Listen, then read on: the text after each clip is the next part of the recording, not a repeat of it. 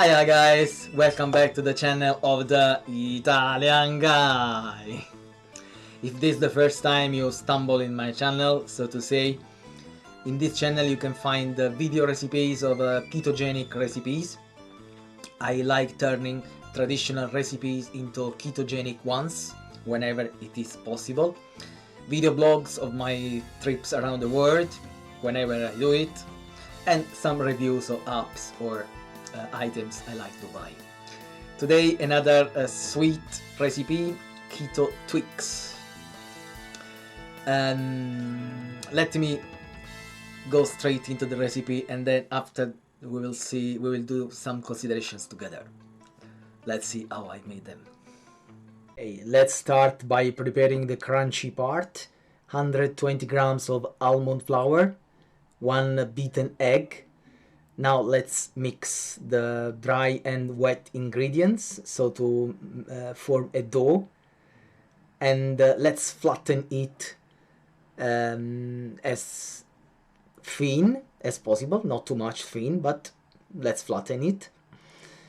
And once we have done this, 320 Fahrenheit degrees for 10 minutes in the oven. In the meantime, let's prepare the caramel. 120 grams of butter. Let's wait until it melts and turns to brown. 50 grams of powdered erythritol or stevia or whatever sweetener you use. Let's wait until it completely melts as well. It blends with the butter.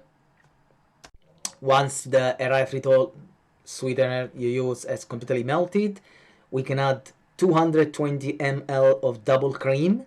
Be careful that it could, being cold, it could be sprinkled all around on you, burst on you, so be careful. Okay, let's keep cooking, boiling, and the more it boils, the more it will be, the thicker it will be, and the darker it will be. You can see on the spatula it leaves a coat, yeah. So I boiled it for 20 minutes. Okay, you can see the result. Look at the thickness, the viscosity. Okay, and it's now ready to be poured on the almond butter, so to say. Yeah, in the meantime I took out of the oven.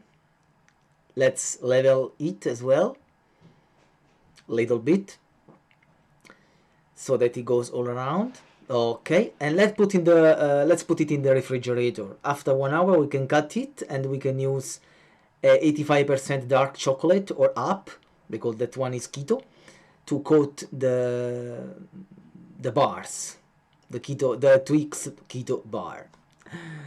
And yeah, put it in the refrigerator to cool down, and here they are.